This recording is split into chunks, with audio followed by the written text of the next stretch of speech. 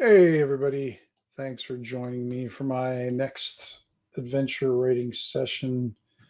Let me see here. I'm going to bring up my YouTube feed there too,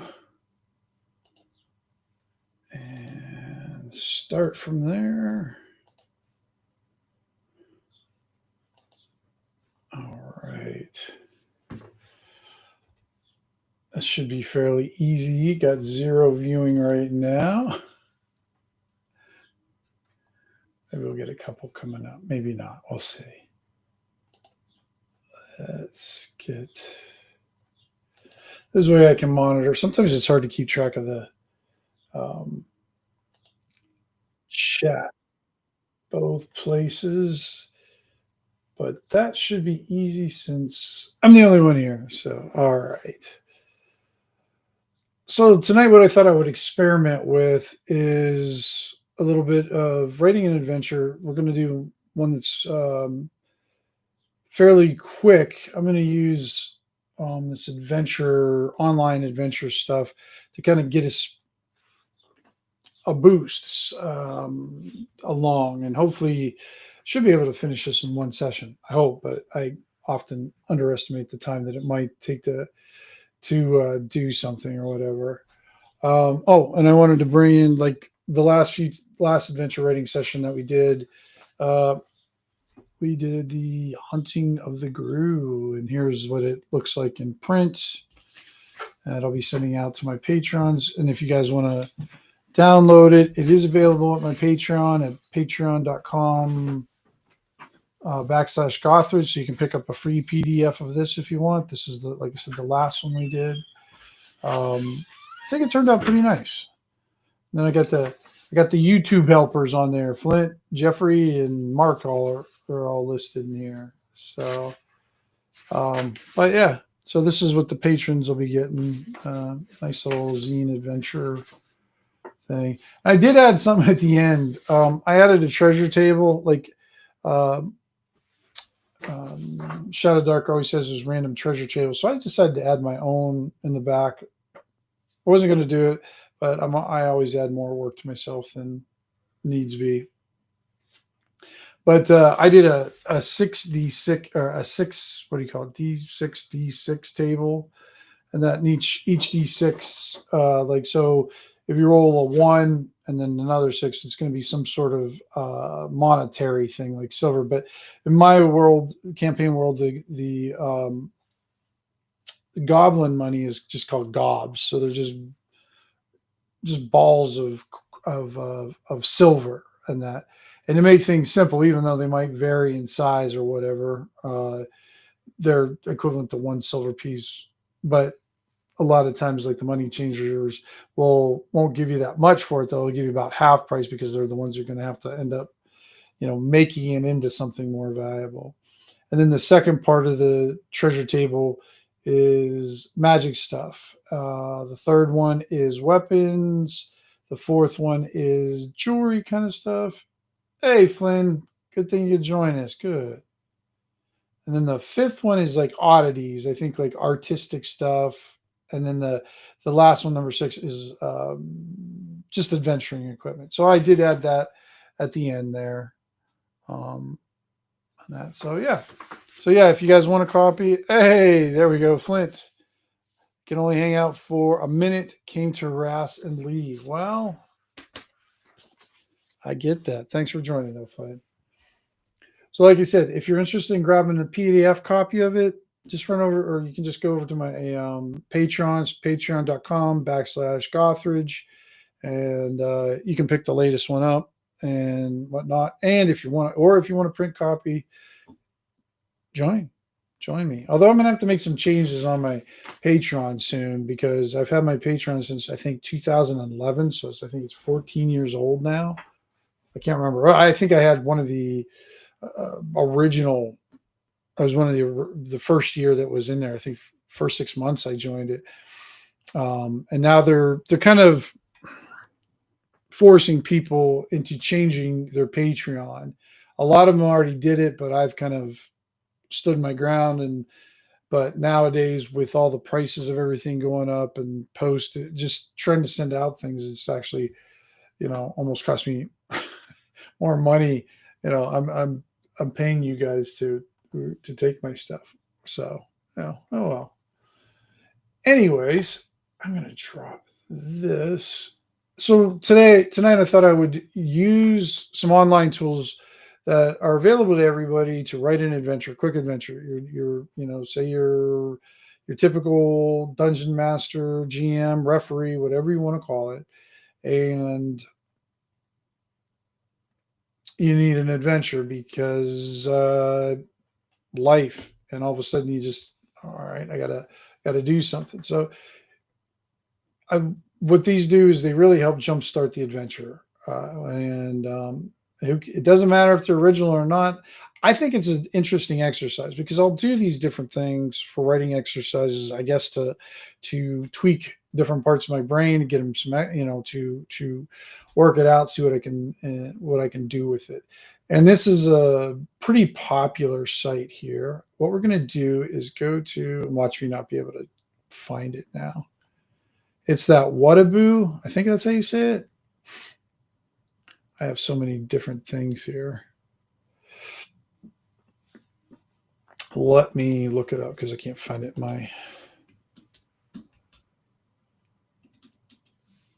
Whataboo generator. There we go.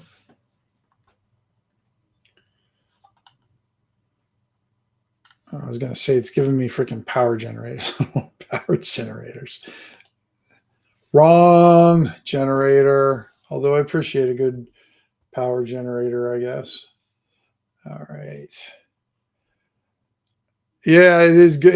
It's an amazingly good, and he keeps adding stuff to it. It's just, I don't know who Mr. Whataboo or Mrs. Whataboo is, but they do a freaking amazing job with their stuff. So they have a one-page dungeon generator, and it's just a cool little thing. It just generates a random map, and then it doesn't. What I like about it, Whataboo gave me a map of Joe's Joe's toilet palace. Wow, man. I didn't know there was a toilet palace, but if anyone would have one, Joe would be there. So that way he'd have the shortest distance to any toilet. Let's see here. Maybe I'll put this chats. How do I do this again? Overlay. There we go. That way you guys can see what the hell I'm seeing. All right. But what I like about it too is that it generates a map, but then it describes like a random number of the rooms. It might just put a couple in there, 2 or 3. Sometimes I just generated one earlier today, and it generated a lot of stuff in it. So I'm hoping it kind of does about halfway. And then it gives you the title of the adventure, and then a bit of a summary or a one-line, what do you want to call it? The sales pitch or whatever, or what it's all about, summary of it underneath the title. And so that gives us a general idea of what's going to go on. Now, one of the things you're going to want to do, boys and girls, if you're writing an adventure, just have a blank piece of paper and a pencil. Be prepared, because not everything can be done on here. So let me share my screen, and we'll get this thing generated. And we'll start off with that. All right. I'm going to hide this. Sorry, chat. I'm going to scooch over there for right now. So yeah, it's on, it's wataboo.itch.io/one-page dungeon. I mean, I know a lot of people who really like this, and they should, because it's freaking fantastic. It's cool because not only do they have dungeons, he's got like a city generator. Let me go to the main page here. We'll go view all about it. So you get the medieval fantasy city generator, the cave and glade generator, buildings. This is a nice one because I'm not really good. I mean, I like drawing maps, but I'm not all that great at drawing buildings because I don't know. I find drawing buildings kind of boring. I wish I didn't, but I do. But I can generate lots of cool buildings by just coming on here, and then it'll do multi levels too. So it's very nice for that. And then you go down, and this is the one I'll be using, the one-page dungeon, the one right in the middle, and the neighborhood generator. Haven't used that one as much, or haven't looked at that one. And Perilous Shores is a stylistic one. As you can see, it's more of an isometric type of map. I guess is a type of thing. Mall of Crayon. There you go. Have you? No, I haven't used Glade mode yet. I have not. Maybe I'll just have to try it. Just see what it is. I use the village generator. I like that one a lot. That one's really nice. At Pixel Dungeon, I didn't even know about Pixel Dungeon. That's funny. I like that one. That's pretty good. And then we got, I guess it's the 3D models, procedural generated mansions. And then I've seen the City Viewer and Book Hunter. I don't know if I knew about Book Hunter. So, all right, Greg, I'm going to try Glade mode. Let's do that. Let's see what that does.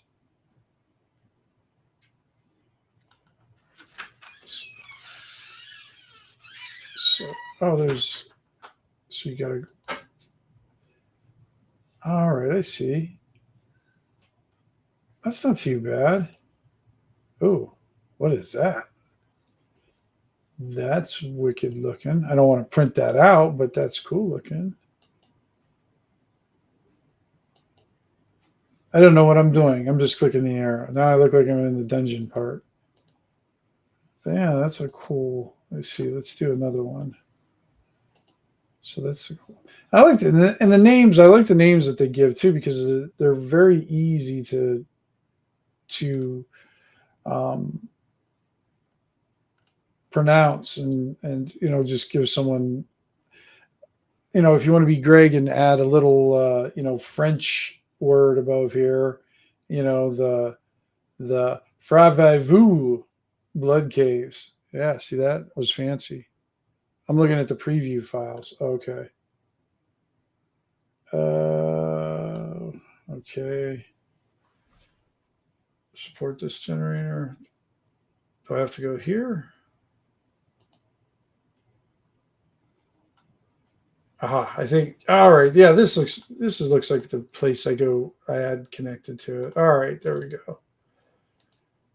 And this must be it, huh? Oh, there we go. Yeah.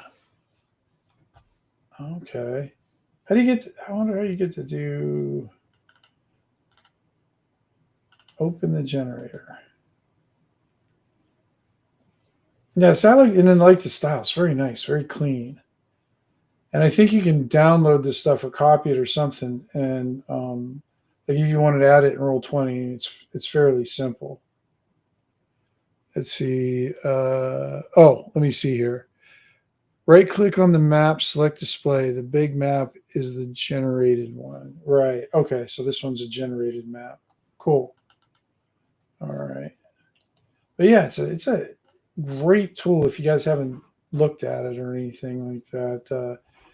This is, I would say, probably without too much debate, I think this has got to be the top one because it looks good. It provides some cool information, and it's got a wide variety. It's just not focused on dungeons or caverns. It's got a good expanse. I mean, the dungeon or the village generator, I love it. I mean, you just click on this, and yeah, it's got a night mode too. It's very cool. And it gives you, a nice little village you can plug in anywhere. I mean, it's really cool. And then you can go up here and you can change the name of it, double click on it. So, and you can generate it randomly if you don't like Mossgate, or you can just write in your own, or write in the population. And I think there's a way to do I did not know. Oh, that's cool. Didn't even know that. Shit. I just clicked on it and the building blueprints came up. That is freaking cool. Then up here is, that's what it looks on the outside. Oh my gosh. Okay, this thing just became cooler than I thought. So here's the basement level. It's underneath there, the ground level, and the first floor. I didn't even know it could do that. I didn't know it did that. That is neat. I'm gonna do this one now. I'm getting distracted because I'm playing with this. That is cool. You can just click on the buildings and it'll give you the freaking layout of the building. That is cool. And then what does it look on the outside? Well, this is what it looks like. All right, what about I gotta, yeah, they just became without a doubt my favorite generator. They already were, but now they just made me much better. It's very, very cool. All right. All right. What am I doing here? I'm playing around with this stuff. But I guess that's part of what I wanted to do this one too, just to kind of show you some of the, if you don't know about this one's kind of obvious. A lot of people already know about it, but just in case, and I didn't know about the building thing. So yeah, that was like squirrel. All right, let's go to the dungeon generator. Let's click on it and see what we get here. Let's see. It's got different styles too. I don't know if I've seen that style yet. The ones I generally get is the Dyson hatching kind of thing. I was using one earlier where it was a dungeon generator, but it wasn't good. It would generate just, I don't, I'm not one that sticks to it's got to be Jaquaysed by any means. Like you need multiple exits, you need or entrances, and you need different ways. I don't mind somewhat of a linear dungeon because kind of that's the way they would build a lot of times or whatever. My way of thinking, but that's what it would serve. But some people get weird about it. But this generator that's all it generated was boom, 15 rooms, and they're right in a row. All right, let's open up this generator and let's see what we get to start off with. Nice. Oh, this is a cool looking one.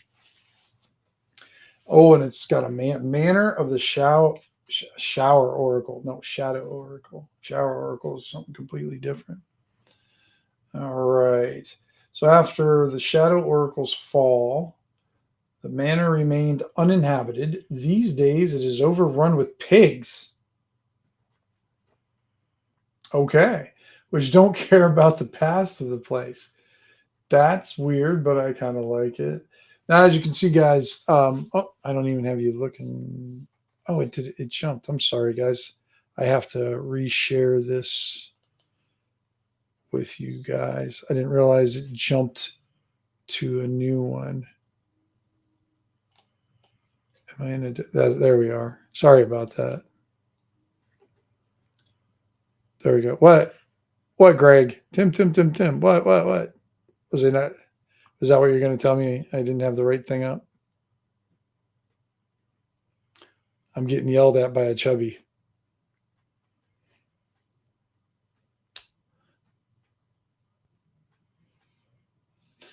So this is what I really like about, like I said, here's the title of the adventure.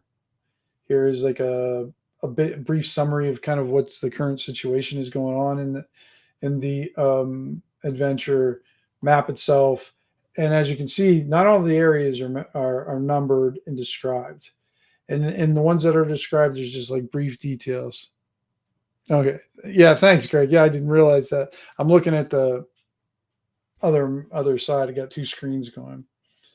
But I think it would be a nice map to start with. So right now it describes, I think, 6 different areas. Let's see how many there are. 7, 8, 9, 10, 11, 12, 13. So that gives us room to maybe add some details of our own. It looks like there's some stairs there, but I'm not going to make it a 2-level thing at this time. So we can add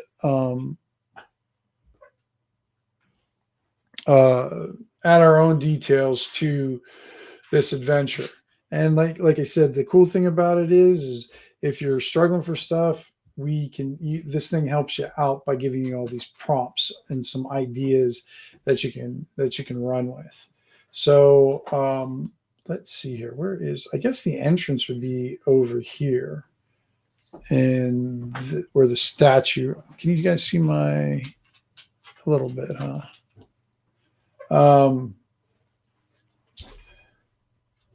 Yeah, the statue room to the southeast here is where the stairs are coming down into. We'll have to mess around with the numbers, but we're not going to worry about that right now. We'll kind of give them titles. This is going to be the tricky part, I think, is how I'm going to write this and show you guys, but that's okay. We're just going to write down some ideas for this. I like that it has pigs and they don't care about the past of the place. I kind of find it a little bit funny. Let's see here. There we go. Got that going. Just going to see if I can, I don't know if this will work or not.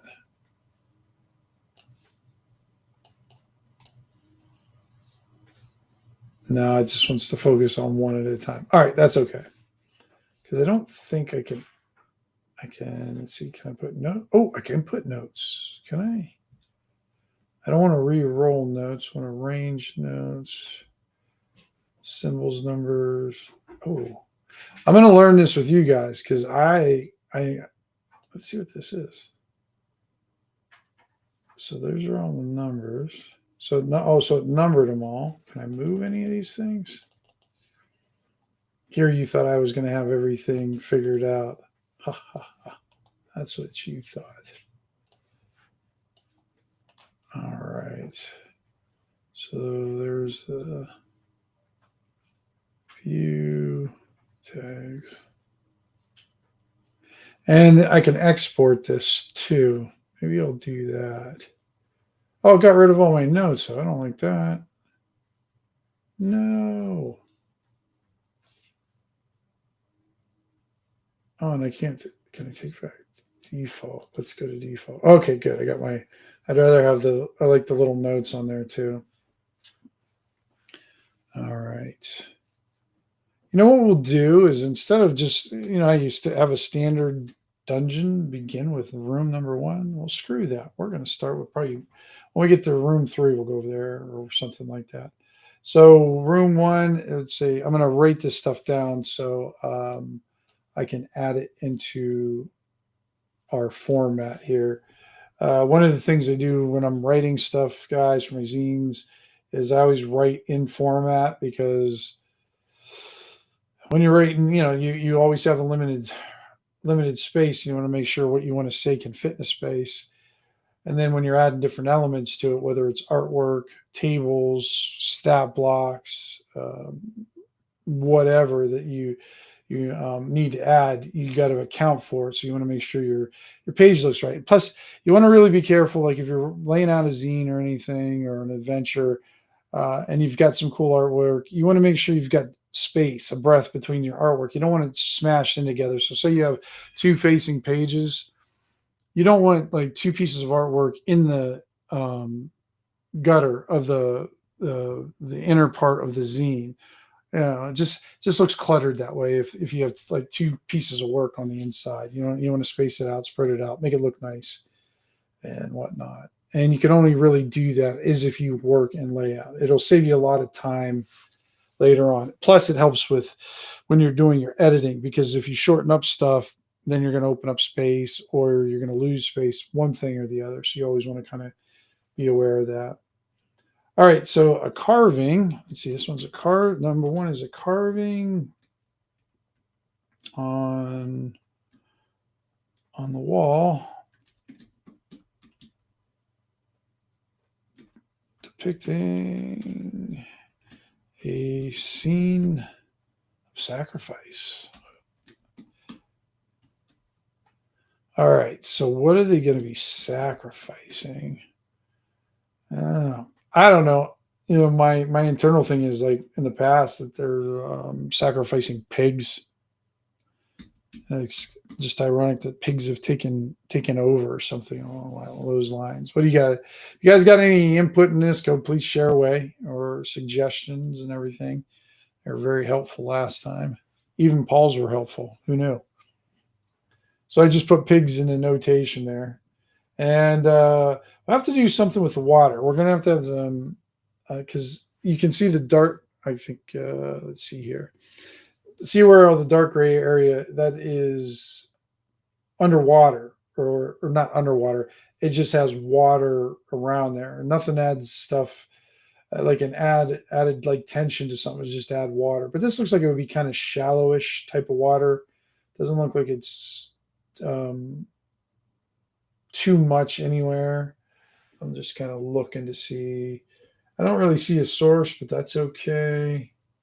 Somebody probably left the bathroom tap on.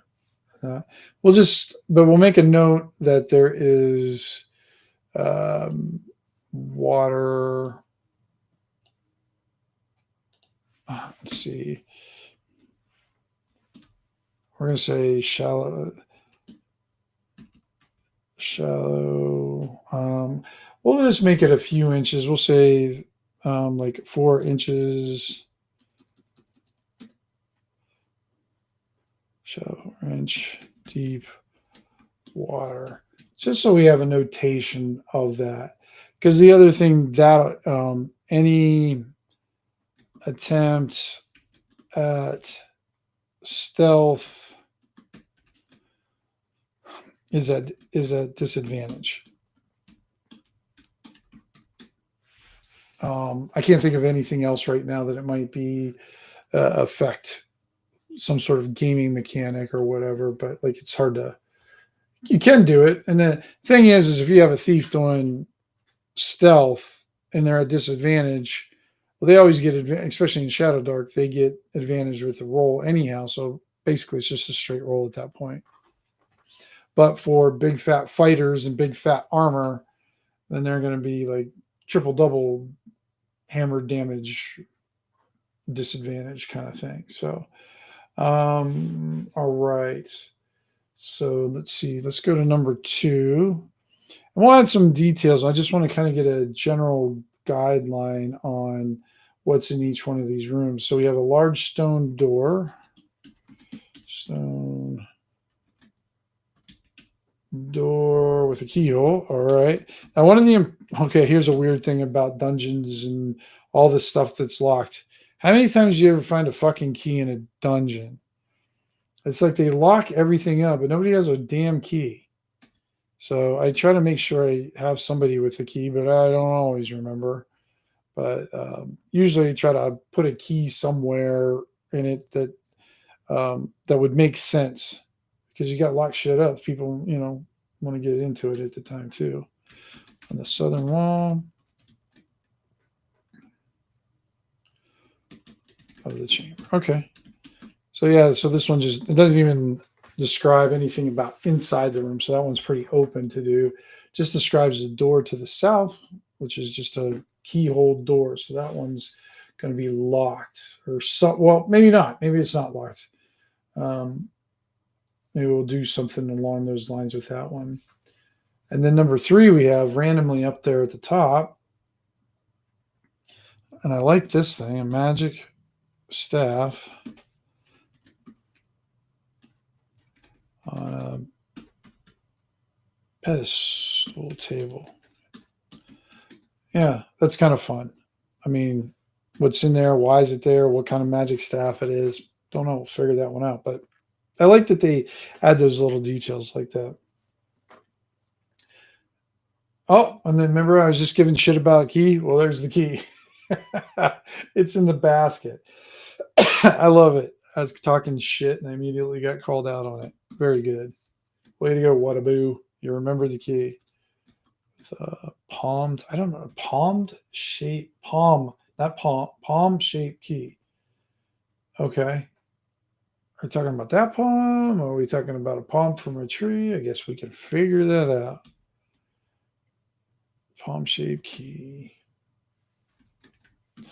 All right. And we have number 5, which is down here. A medium strong box. I don't know what a medium strong box is, but can it talk to ghosts? What does that mean? Medium strong box. Holds a leather armor. Okay. I'll just put leather armor. We'll figure out the size for it. And a exotic javelin. Okay. And now see that's what I like about, just using these kind of tools for different adventures and stuff like that. Because never ever in my life have I ever used the adverb exotic for a javelin. Now I'll have to come up with an exotic javelin. It's a little funny. All right, and then the last room that this one describes is gems at the bottom of a pool. I don't see a pool in there. Maybe that little pool down in the bottom right left-hand corner. That must be it. That's okay. Gems at the bottom of a pool. There we go. I like that. All right, so what we'll do now is let me see if I can download this, guys. There's a way to do it. Export it as a ping.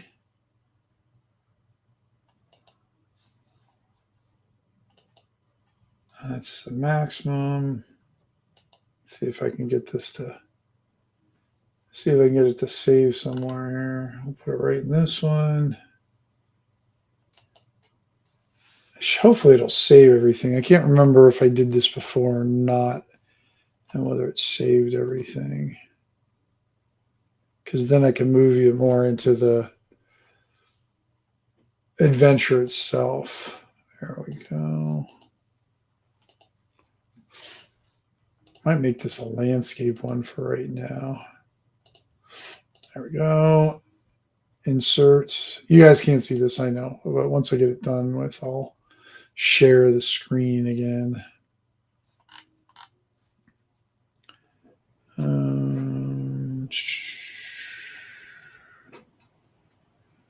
All right, where did it save to? If you didn't save it there. Oh, there it is. Oh, that's weird. So it saved the map, but not the numbers. That's okay. That doesn't matter, really. We've got the room descriptions. I am going to grab the map. Nice thing is it made it a transparent map. I like that. That's cool. All right, I'm going to drop this, guys, and then I'm going to be working on this.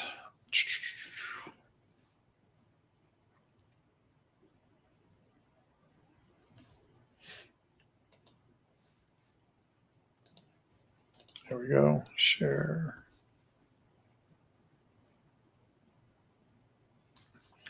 All right. So we can see that one all right. So we'll make it a little bit big in there. There we go. That's good. Good view now. And let's just start. I'm going to have to number these. Here's the exciting part, guys. Numbering dungeons and stuff. I'm not going to do anything fancy right now. I'm just going to get the numbers on there.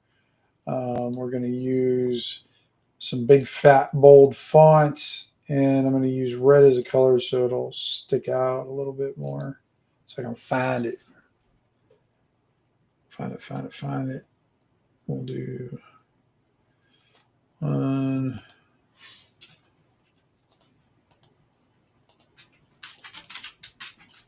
It'd be cool to have a thing where it just automatically do this, but it doesn't. That's okay, though. To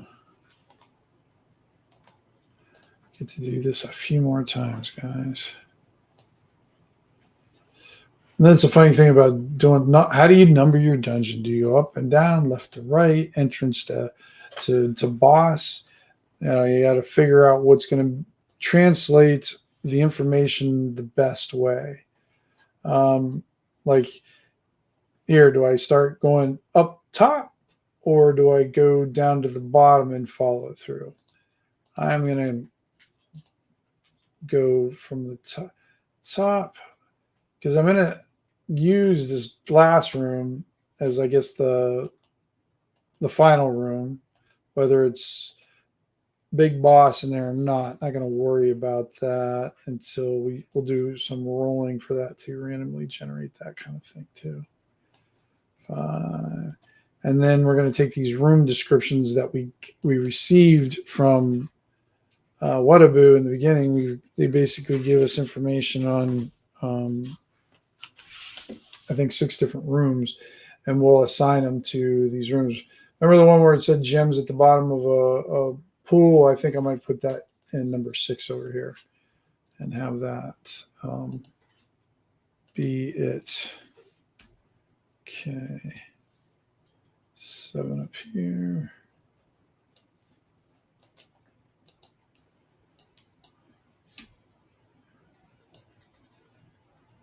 And then I'm going to go down here and number this one 8 down at the bottom here. If I can get it to come on. It's being very disagreeable.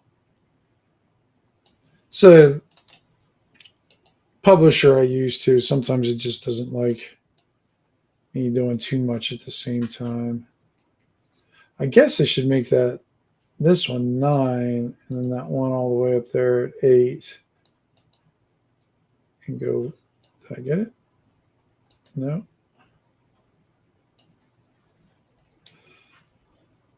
Make that one. I also like numbering the corridors every once in a while, just because there's there's going to be stuff in corridors. I like having different things there. What I used to do is I would put like maybe an X in different parts of the dungeon in different corridors, and then I would have a random table. So anytime a character party reaches an X, the GM would roll in this just random thing to see what was there, whether it was an item or maybe it was a critter, a dead critter, something along those lines. I go down here with 11 and 12.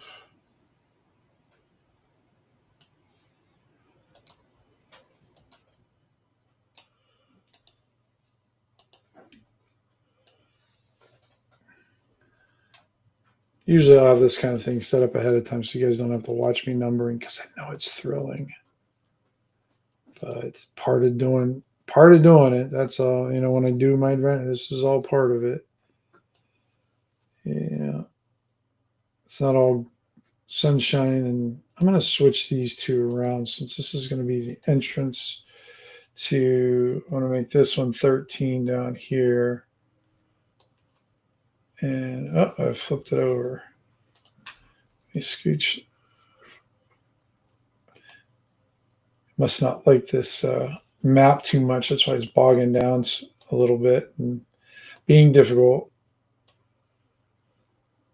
I'll move that one down there. And that way the numbering seems a little bit makes sense, because that'll go from 14 to 15. Because like I said, adventure writing, a lot about it is just getting that information to the GM in a succinct manner so they can find it and refer to it, and they have to put minimal effort into doing it. Because how many times have you run dungeons in the past and the numbering and the information was all jumbled up? I got to look at. I'm going to start doing some reviews, probably some adventure reviews. I think they're going to be mainly Shadow Dark stuff, but I don't know. I'm probably not going to just restrict it to Shadow Dark. I bought a few, printed out a few that were free online to try out and see if it's something I kind of want to do. We've got the Silent Gift of the Silent God and Tale of the Evil Eye. Might do those, but I got a bunch of zines. It's funny because I saw Eric doing something about zines, and thank God he called them zines and not designs. And I've got just too many back there probably, and start doing some reviews on zines or going over some stuff. So I plan on doing maybe that in the future. Some more.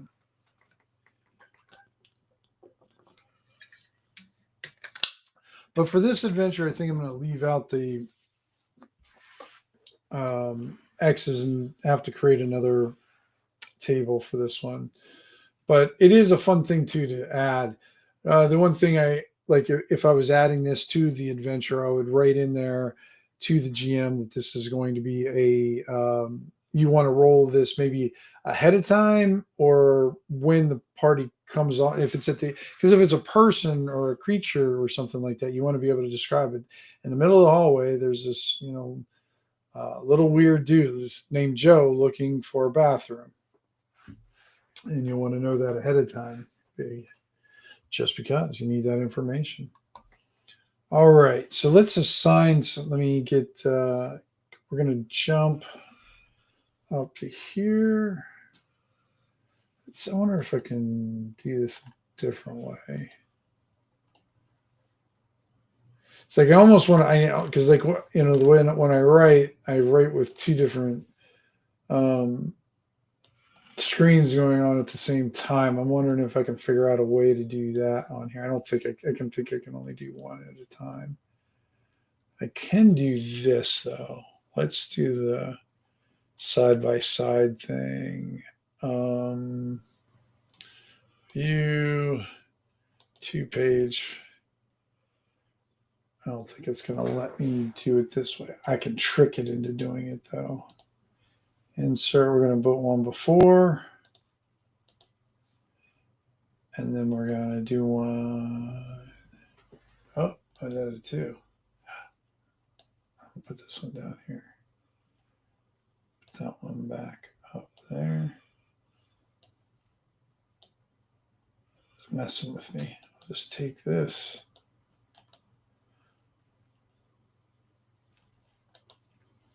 And that way we can copy. I'll go up here and paste it right here. Now we can have the map and at least a little bit of our general ideas that we're going to put into this adventure right on this page. And I can make it bigger if need to be, but this way we can kind of do it. So like up there at the top, I just have a note about the shallow water. But let's assign some of these gems at the bottom of the pool. 6, it's already in 6, so good. Let's make the magic staff 5 because it does have a pedestal up there. We'll make that one. Oops. I gotta back it up. 5. And it switched all my numbers. Ah, bastard. All right. We will take this number out, but we want to make this one 6. All right. And let's see here. Carving on the wall depicting this one. I'm not going to make that room 1 because that's going to have a statue in it, so we'll have to describe some of it. But I think let's keep it at 10 because that's where the thing is. And then a large stone door with the keyholes. Might as well keep that number 3.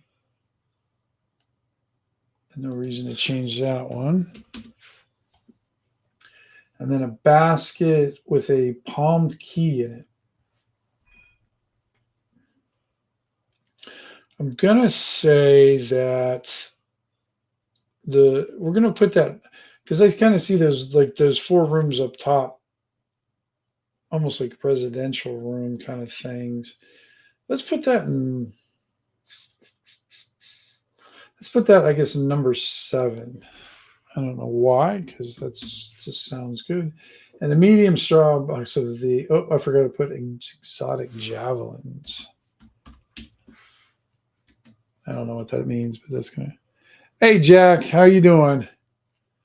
Thanks for joining us. We're just kind of doing a slow grind of a venture. I'm kind of coming up using some online tools and everything. And all right, let's make that one number. So we got a medium strong box. Let's see. Why don't we just put that one in? Number 13 looks like there's might be a box in there. Let's do that one. Oh, 13. All right. Very cool. Very cool. Now I just need to kind of arrange these in order so I don't get too confused, which is tough to do. So 10, I'll put this here. Paste 10. I'll put 11. Then we'll write up small descriptions for each of our rooms.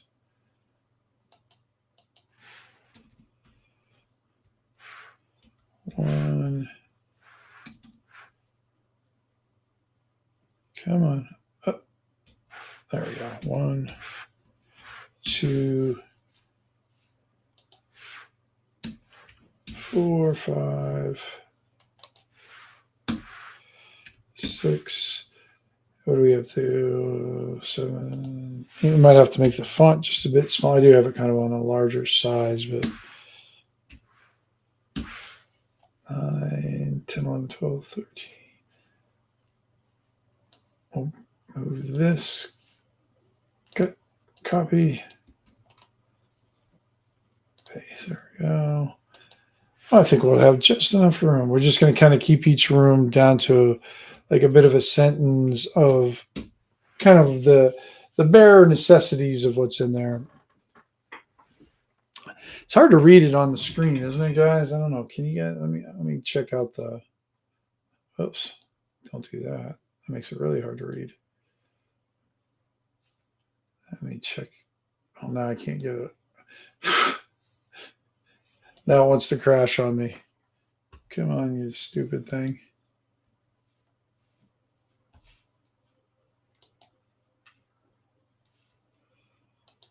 All right.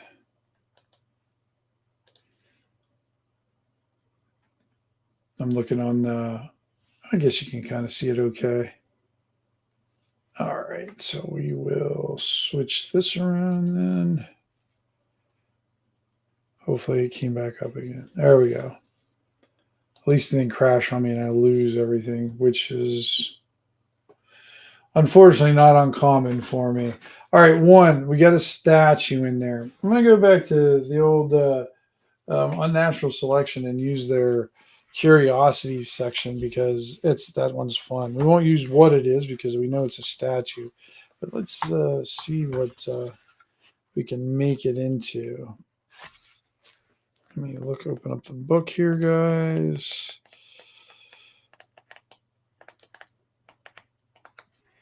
Curiosities, there it is.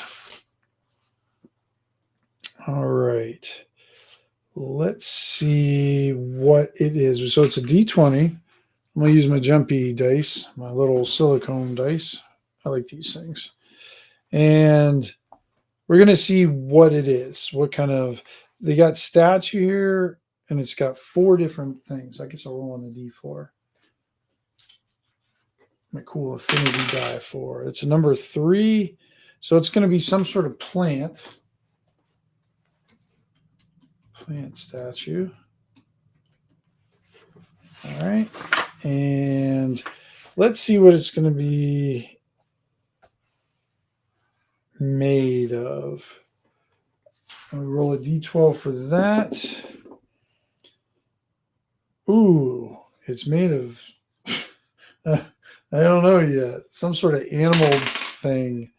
Made of animal bone. Oh, so a plant statue made of, we might have to change the, the plant thing because I don't know, having it as a, the animal itself. Kind of, I guess maybe, just like a skeleton of a, T-Rex skeleton. That'd be cool. The undead skeleton. Maybe put the T-Rex from X1 in here. Only it's dead, just a statue now. Let's see what it kind of does. We'll just add that it has some sort of weird thing. So we roll a D10 and a D4. So it's a 10. I've been rolling high. And a 3. So it's, when you come near it, it produces water. That's interesting. Except it's not in the water. Huh. I'm going to keep it there anyway. We'll figure that problem out anyways. Okay.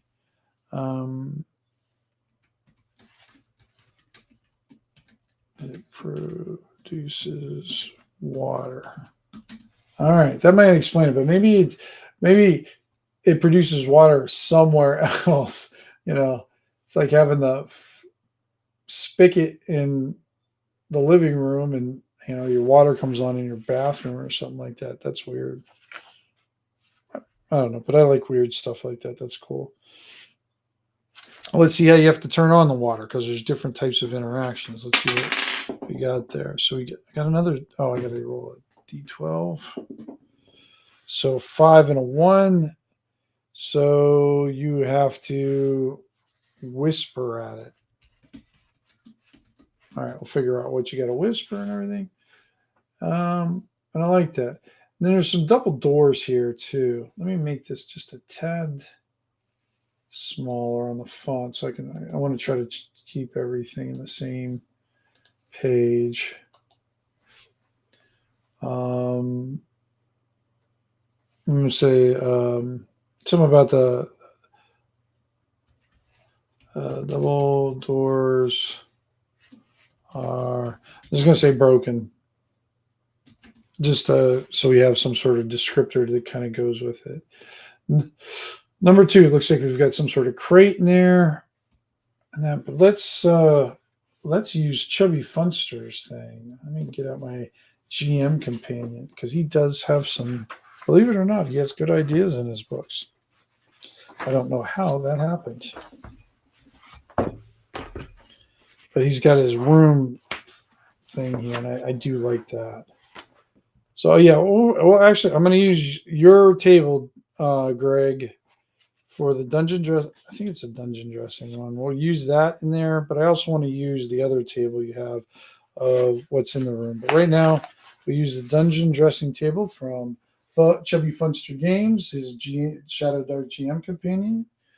If you like that kind of stuff or need something to help you out, get this. It's very, very helpful. Okay, D100. I got a 46. So now we're going to have dozens of dead honeybees lying on a water stain. This is going to be a weird place. Dozens of honeybees. Let's see, lying on a water stain. Yeah. Okay. That's weird. We'll do that one for that one, and then what we'll do one for number 4 in there. Oops, wrong one. 28. So then we'll add heavily burnt stick and a circle of campfire stones in number 4. Okay. Heavily burnt stick and a circle of, am I seeing that right? Of campfire stones, yeah.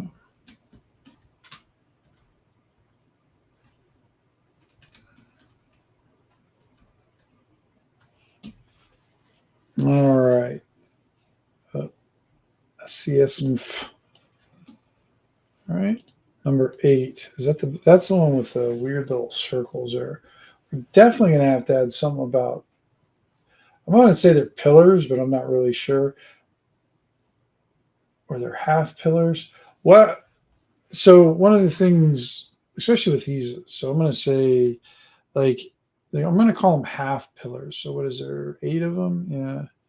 8 half pillars.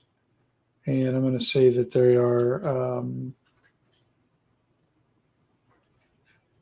can be knocked over, right? Because I like having a kind of an element in the terrain that the players can interact with, or maybe the enemies use them against the players, but even better kind of deal.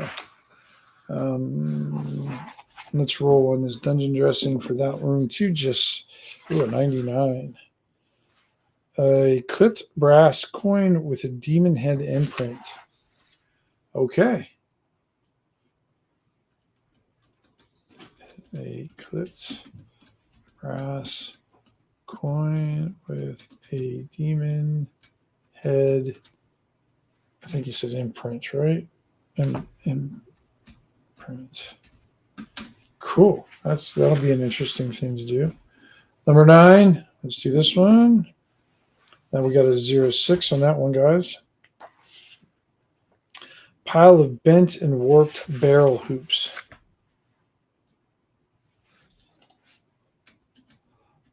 Pile of bent.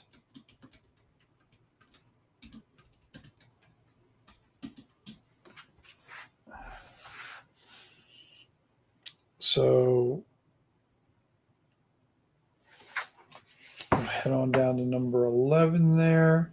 We got more pillars. I'm going to add that into there. More 8s. Let's see. 8 half pillars. What did I say? Can be knocked over, something like that.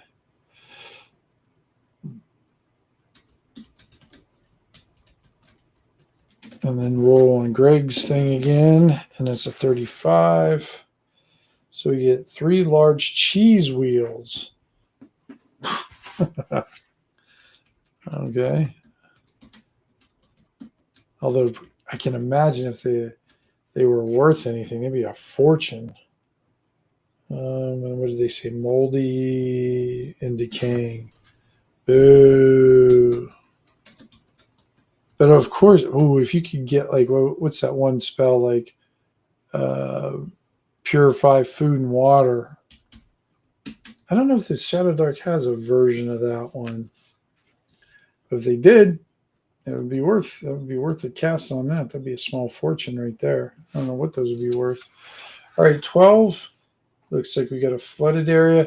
I'm going to say, just to kind of add another element, I want to lock that south door. South door is locked. And then we're going to have the key in, what is it, number 4? No. There's a key in one of the, number 7. That's where the key was. So that'll unlock that. So I'll put a note on about that too. I'll just put here, just in parentheses, 7, so I remember. And then let's just do a quick roll on Greg's thing again. 21. Small chunks of melted candle wax.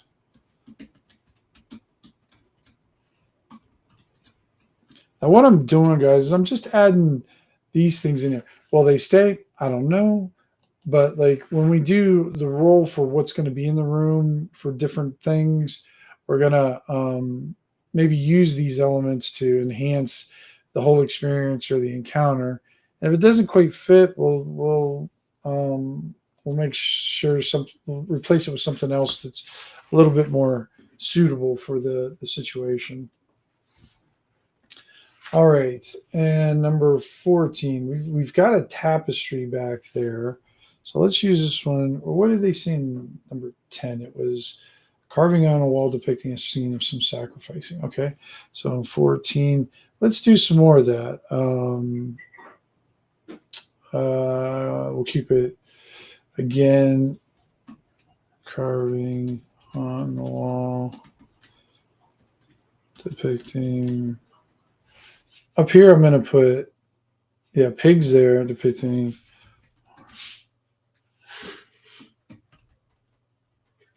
facing. Let's see, this time.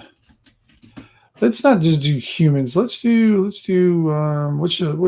should they sacrifice there? Let's do something a little bit more kind of, I don't know, I don't want to call it obvious, but maybe something a little bit different. Maybe it's a certain type of race. Maybe it's a certain type of monetary thing. Carving on the wall depending more sacrificing. What about this? This will be a weird thing, but I'm going to add it in there. Depicting, instead of sacrifice, I'm going to say depicting. I'm going to put zealots burning. I'm going to put spell books in there for right now, even though Shadow Dark doesn't have shadow or spell books. But I'm going to kind of put something in there, some sort of theme that might be sort of anti-wizard or whatever. And then I'm going to have the secret door. Secret door is hidden by, what's it going to be hidden by, guys? Let's see. I'll just kind of do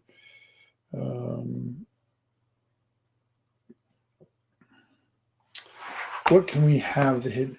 Because I like having it so it's not, that it's hidden by something, and it's to the west. We can have it hidden by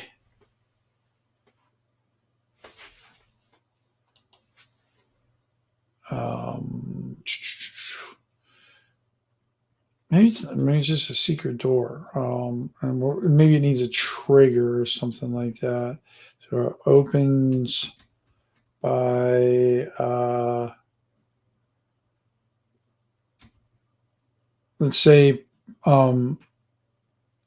shining a torch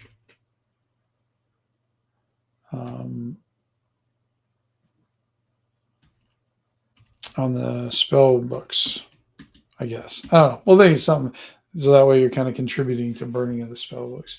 And then at 15, dun dun dun. We got a whole bunch of crates in there. Let's go with this 51.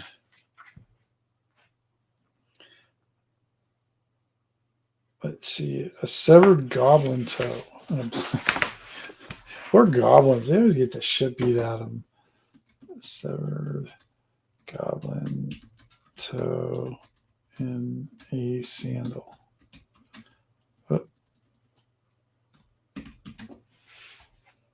I stuck here? I can't spell tonight. There we go. So that'll give us a base thing for that. And then we'll go to Greg's book once more time. We're going to find out what's in the room, like what kind of contents, whether it's a monster, whether it's treasure, maybe it's a trap. And Shadow Dark does have a this kind of table in the main book, but Greg's is a little bit more expansive, and I do like it a little bit more. There's pretty much one in almost any game system and version, but this one's pretty good. I like this one. So room type. So the first thing I got was a 4. We're going to add all this to the end of it. So there's a hazard in there. So 1 through 6 of severity. We'll see what kind of severity it is. 3. So it is of normal. It's a normal hazard. So we're just, I think he has them right here though. Normal hazards. There it is. This is going to be your ruins. So we got movement, damage, weakness. Let's just roll this one. So it's a D6 plus another D6. So it is sticky webs and wait, I'm confused. 3. Oh, it's damage. Damage by unstable columns.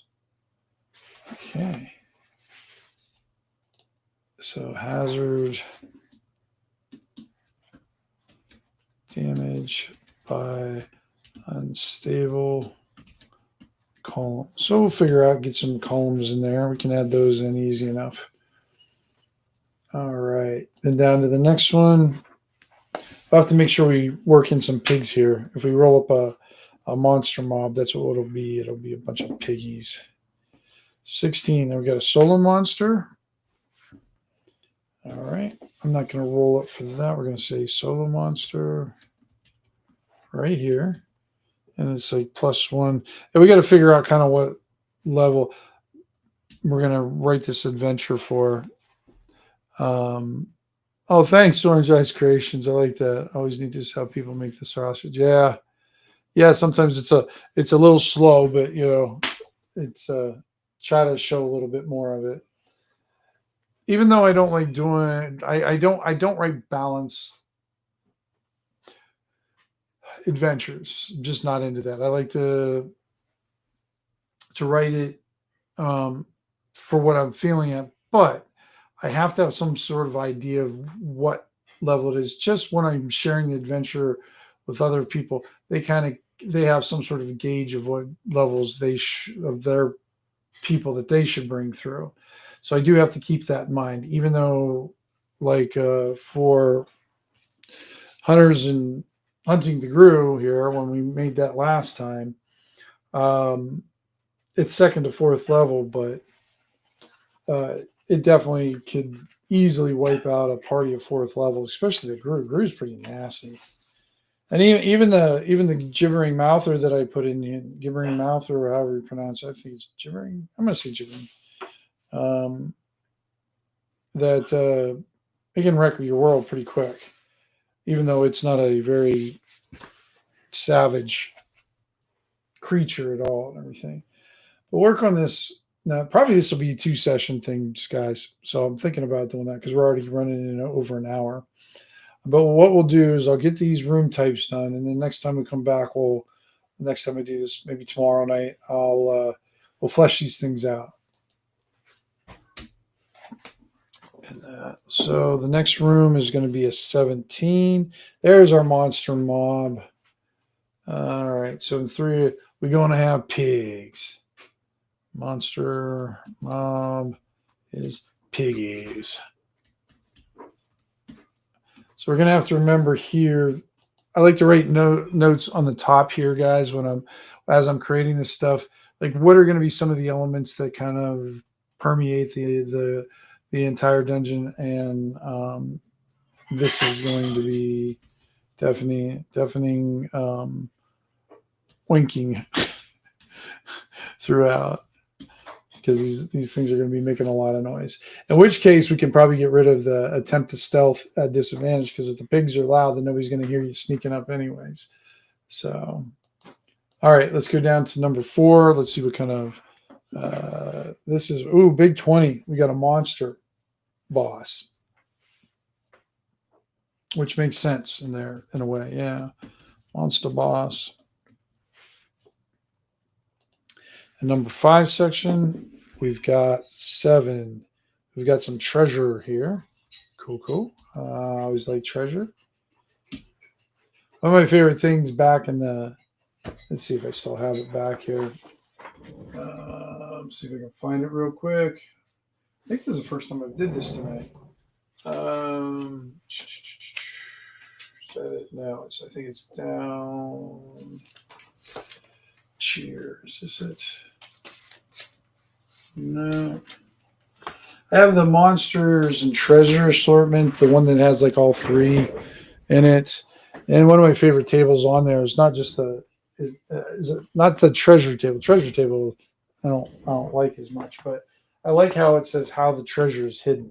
I love that table because it adds some interesting twists on treasure and whatnot. That it was the first time when I rolled, like when I was a kid, I rolled on there, and I always thought it was cool that you could make your treasure invisible, and it would make it very difficult for find. And I don't know, because the invisibility spell lasts for as long as it lasts, so unless the treasure attacks you or does damage or something. All right, let's go to number 6. Let's see what kind of room it is. So it's got magical power in there. All right, put that one down. I don't know what that means either, but we'll figure that out, guys. That's the fun of this stuff. I like just all the little hints of things. And that's the exploration I like when I'm writing these adventures, because I like no idea what I was going to make, didn't know what was going to happen.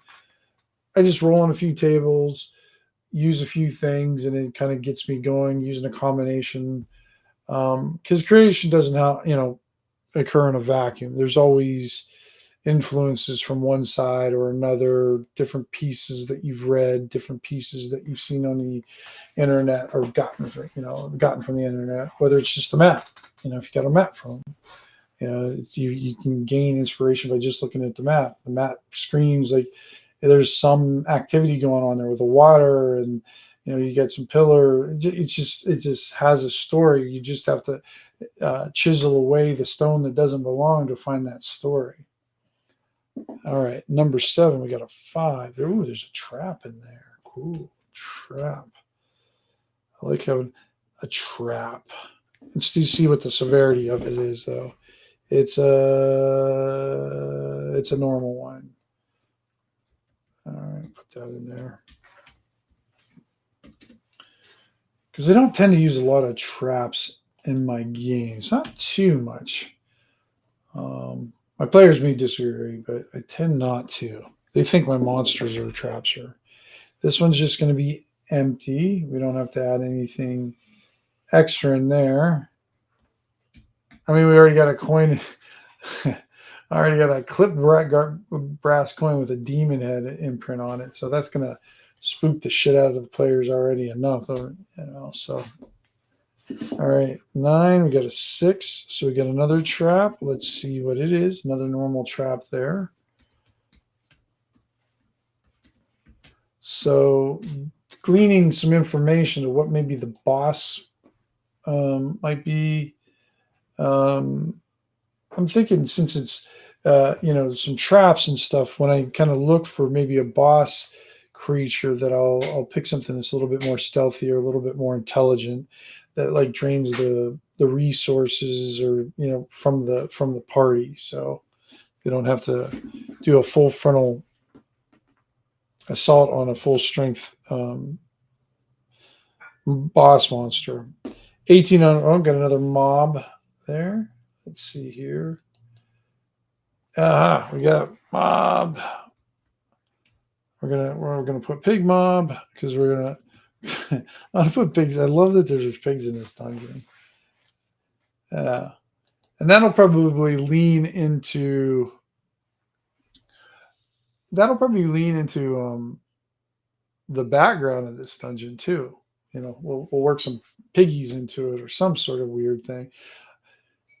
Because these things we'll make them connect. Maybe not all of them, but some sort of thread that connects a few of the elements. We don't have to connect all of the elements because there's going to be some oddball shit out there, which is cool. Cool. All right, let's do this one, guys. This one is a 16. We got just a solo monster here. Maybe that's like a war pig or a were-pig. Maybe we need to make a were-pig for Shadow Dark. I don't know if they have a were-pig, but they're going to have one after this, one way or another, I think. This one we got a 19. We got another boss monster up here. And have multiple boss monsters is the good thing about that is you can either have some factions within this place, like battling for supremacy over Pig Haven here or Hog Haven, or they could be kind of working together. All right, let me roll this. That's a 4. Now we have another hazard there. We're going to see what kind of hazard it is. 3. Where'd the hazards go? So that's another normal hazard. And then the last one, guys, we'll do for tonight is we're going to do the general thing. Here, I thought I was going to get through this thing tonight. 8. Oh, beautiful. Treasure. Right in the last room, which is pretty good. So what we got here is looks like we've got 2 mob of pigs, 2 monster bosses. We've got a couple places with treasure, a couple places with traps, a couple places with hazards. I think we have 2 solo monsters, and 2. I think I said 2 treasures. Yeah. So and then 1 magical power is kind of in there, so kind of got a little bit of both and everything in here. I think the only thing we didn't roll were like rival crawlers or kind of NPCs. I mean, there's a few things there: unique objects, dead zone, and combat aftermath. But no, I think we got a good selection of stuff. So next time when we get together, guys, I'll have this kind of a little bit formatted, and then we'll start fleshing out some rooms and working on some rooms. So we kind of got our base down. I'm going to have to see if I don't know if I still have the original. I have to copy down what the original was. I think I still have it. Not sure. All right. But yeah, so we'll do part two. I'm gonna guess tomorrow. I get a long weekend. I don't have to work on Friday, so that'll be nice. Have a little bit more time. But yeah, I think we're good to go here. Thanks for those who popped in and said hello. Thank you, Orange Eyes Creations. Thank you, Jack, Greg. Thank you for letting me know I was screwing it up. I got Vance who stopped in, Flint, and OJ. Thanks everybody for stopping in. I appreciate it. And hope that you'll catch you guys tomorrow night. All right. Have a good night, guys.